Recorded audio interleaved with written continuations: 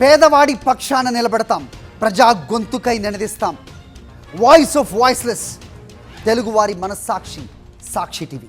సాక్షి TV ప్రసారాల కోసం మీ స్థానిక cable ఆపరేటర్ను వెంటనే సంప్రదించండి.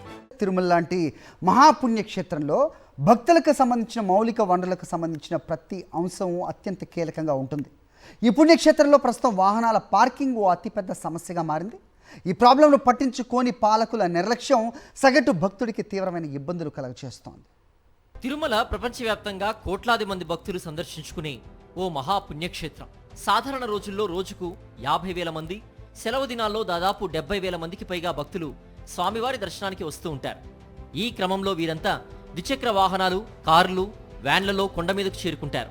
కొండ మీదకు చేరుకున్న ఈ వాహనాలకు ప్రస్తుతం పార్కింగ్ అన్నది ఓ పెద్ద సమస్యగా మారిపోయింది. కొండ మీద దాదాపు 5,000 వాహనాలకు టీటీడీ పార్కింగ్ ఏర్పాట్లను చేసింది. అయితే నిత్యం 7,000 నుంచి 8,000 వాహనాలు కొండ మీదకు చేరుతున్నట్లు తెలుస్తోంది. ఉత్సవాల సమయంలో అయితే ఈ సంఖ్య 12,000కు చేరుకుంటుంది. అదనంగా వచ్చే ఈ వాహనాలకు పార్కింగ్ దొరక్క రోడ్ల మీదే నిలిపివేసే పరిస్థితి తలెత్తుతోంది. దీంతో స్వామివారి ఆలయం చుట్టుపక్కల ఉన్న ప్రాంతాల్లో తరచూ ట్రాఫిక్ సమస్యలు ఎదురవుతున్నాయి. మరోవైపు ఈ అనధికారిక పార్కింగ్లతో రోడ్డు కుచించుకుపోయి పాదచారులు ప్రాణాలు అరచేతిలో పెట్టుకుని కదలాల్సిన పరిస్థితులు తలెత్తాయి.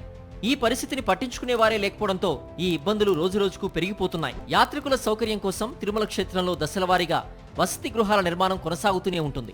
అయితే చాలా వసతి గృహాలకు సంబంధించి పార్కింగ్ విషయంలో అధికారులు ప్రణాళికాబద్ధంగా వ్యవహరించకపోవడంతో ఈ వసతి గృహాల్లో దిగే భక్తుల వాహనాలకు రోడ్లే పార్కింగ్ స్థలాలుగా మారిపోతున్నాయి. తాజాగా నిర్మాణంలో ఉన్న యాత్రికుల వసతి గృహం 5లో దాదాపు 10,000 మంది భక్తులకు వసతి లభించనుంది. ఇందులో సైతం పార్కింగ్కు తగిన స్థలం కేటాయించలేదు. ఈ గెస్ట్ హౌస్ పూర్తయి భక్తులకు అందుబాటులోకి వస్తే ఇందులో దిగే భక్తుల వాహనాల పార్కింగ్ ఎక్కడన్న దానికి సమాధానం కనుచూపు మేరలో కనిపించడం లేదు. భవిష్యత్తులో ఇదో పెద్ద సమస్యగా మారే అవకాశం ఉంది కూడా. ఎంకిపెళ్లి సుబ్బిచావుకొచ్చిందన్న చందంగా పాలకుల ప్రణాళికా లోపం ట్రాఫిక్ పోలీసులకు పెద్ద తలనొప్పిగా మారింది. ట్రాఫిక్ ను క్రమబద్ధీకరించలేక, భక్తులు పడుతున్న ఇబ్బందుల్ని చూడలేక వారు ఉసూరుమంటున్నారు. ఈ సమస్యకు తోడు కొండ మీదకు వస్తున్న భక్తుల్ని ప్రస్తుతం మరో సమస్య వేధిస్తోంది.